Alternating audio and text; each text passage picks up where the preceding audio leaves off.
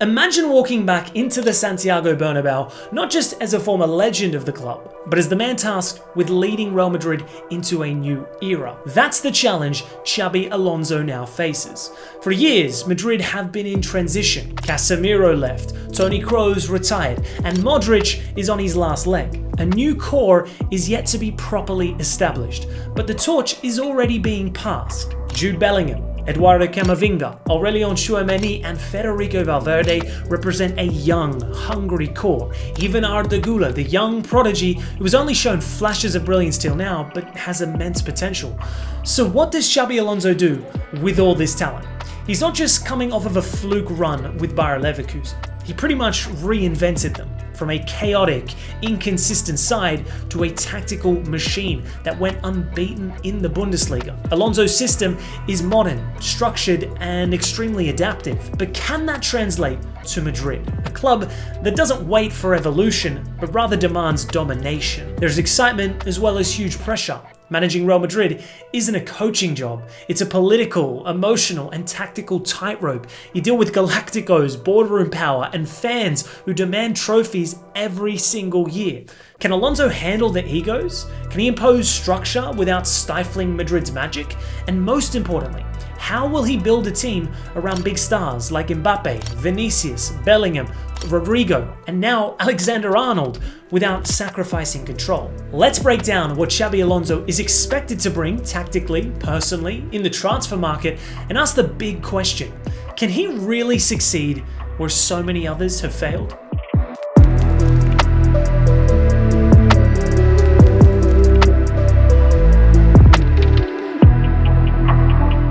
At Bayer Leverkusen, Alonso relied on a flexible 3-4-2-1 formation. It was possession-based, but with a focus on vertical progression. His team pressed high, kept the ball intelligently, and controlled space. But it wasn't rigid in any sense. When needed, it turned into a 4-2-3-1. The double pivots in midfield would often be Xhaka and Palacios. They shielded the defense, distributed with purpose, and let the wingbacks fly forward. The attacking midfielders operated between the lines, finding pockets of space to feed the striker or cut inside themselves.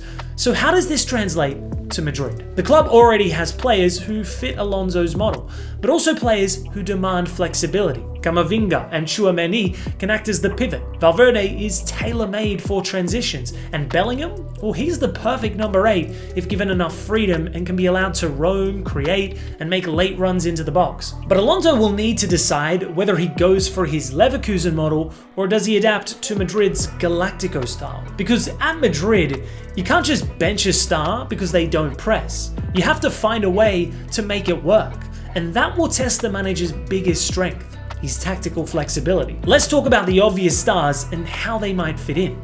Mbappe is not just another forward. He's a system in himself. You don't get Mbappe to fit into your tactics specifically. You build the tactics around him. He thrives on space, sharp transitions, and freedom on the left. He hates being stuck out wide, but doesn't fully enjoy being a traditional number 9 either. So where does he play?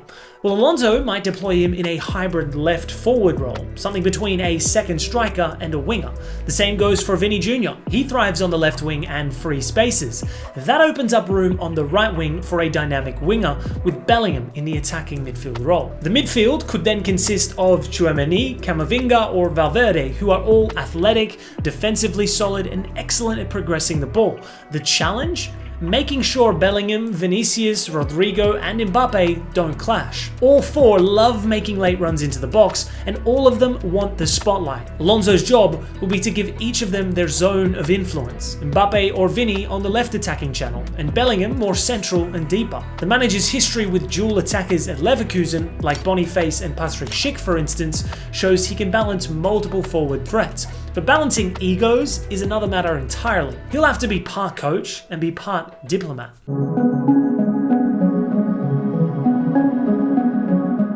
Alonso's teams don't just attack ruthlessly, they also defend very cleverly. At Leverkusen, he got the very best out of Jonathan Tah and Edmund Tapsoba, making them one of the most consistent centre-back pairings in Europe. At Madrid, he'll inherit Rudiger and Militao, both physical, quick and strong in duels. David Alaba could also return as a ball-playing option, but it's the newest centre-back signing, all the way from Bournemouth, that makes their backline stronger. Daniel Haugen is still young, but has shown with the Cherries just how composed he can be at the back. But questions still remain. How do you organise a high line with this set of players? And what about the left-back spot, which still lacks a long-term solution? Ferland Mendy is defensively solid on the left, but if Alonso wants more attacking output, perhaps Fran Garcia or even a new signing could take over. Alvaro Carreras from Benfica is their top target for the left-back position. He was at the club as a teenager before Manchester United signed him in 2020. He moved on to Benfica and proved how good he really is. So now Carreras is back on Madrid's radar. If Alonso sticks to his back three approach, we could see Haugen, Rudiger and Militao playing together, with Trent providing width on the right.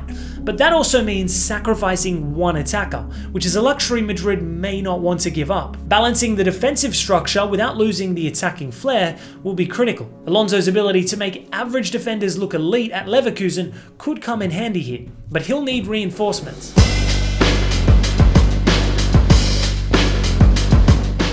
Even with Trent's arrival and a stacked midfield, Real Madrid aren't complete. The squad has gaps that Alonso will need to fix, not just tactically, but in terms of depth and profile. The first puzzle at the right-back position has already been solved. There was no modern overlapping right-back in the mould of Reece James, Achraf Hakimi, or Jeremy Frimpong before this, but Alexander-Arnold straight away fixes that hole. Alonso's system demands fullbacks or wingbacks who can contribute both ways, especially in transitions. Second, centre-forward depth. Yes, Mbappe can play centrally, and even Vinicius can sometimes slot in there too. But if Alonso plays a 3-4-2-1 or even a 4-2-3-1, he'll need a backup number 9. A striker who's not necessarily a goal machine, but can help hold up play up top. Then there's goalkeeping. Courtois is still world class, but coming off of a long injury. Lunin is a fabulous number 2, but may look elsewhere for more first team opportunities. If Lunin leaves and Courtois gets injured again, Alonso might face huge problems. Lastly, veteran replacements. Modric and Kroos were pillars, not just in terms of quality, but dressing room presence. Alonso needs a mature voice in the dressing room. The good news, Real Madrid have the budget and scouting network to find these solutions. The bad news, they'll need to get it right immediately. Young breakout stars like Endrick and Arda Güler provide quality depth. They should be solid rotation options, and Xabi loves to integrate young talent into his tactical system.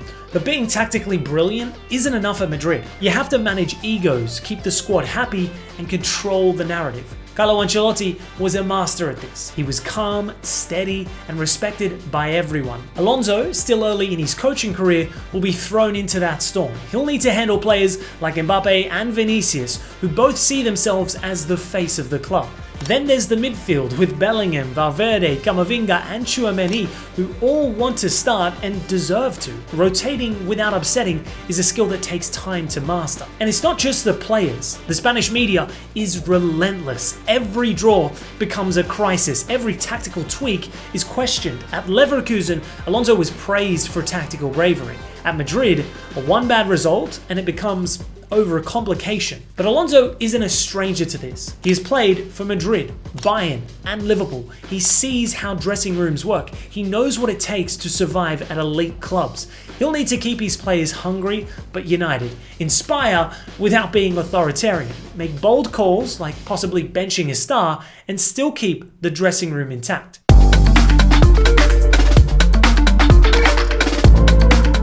With a squad this talented and expectations this high, things can unravel quickly if the start is rocky. The biggest risk? Trying to implement too much too fast. If Alonso brings in a radical system shift, he'll need time, and Real Madrid rarely gives that. Players like Mbappe and Vinicius aren't used to slow build-ups or positional play. If results drop, the media pressure can lead to panic and boardroom doubts. There's also the injury problem. Real Madrid had a fragile squad in recent years. Militao, Courtois, Carvajal and Alaba have all missed large chunks of time. If Alonso doesn't get depth in key areas, particularly in defense and a backup striker, he may find himself short of options at the business end of the season. Then there's the danger of ego-driven clashes. Let's be real, not every player will be happy. If Alonso benches a star, drops Vinicius deeper, or limits Bellingham's freedom, it can create friction. And if results drop while Barcelona are flying, that pressure becomes unbearable. Madrid fans have high standards, and finishing second isn't good enough. That's the delicate balance Alonso will have to walk. Ambition versus realism. Control versus freedom. If everything clicks, Alonso could usher in a new golden era at Madrid. Alonso's ability to get Leverkusen playing like clockwork without superstars was impressive. Now imagine what he could do with the best talent in the world at his disposal. A successful first season doesn't necessarily mean a treble, but a strong Champions League run, a La Liga title race, and a clear tactical identity would count as a huge win. If Alonso finds the right balance, Madrid won't just win now, they'll dominate for years.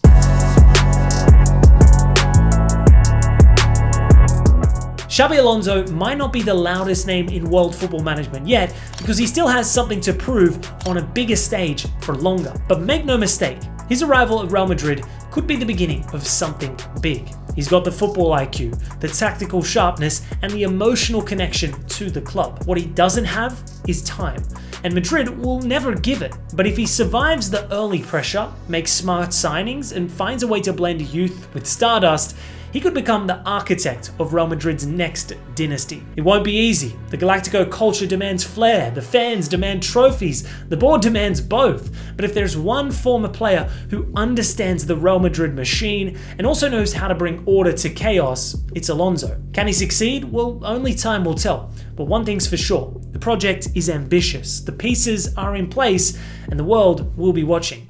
So what do you think Xabi Alonso will win in his first season? Let us know below.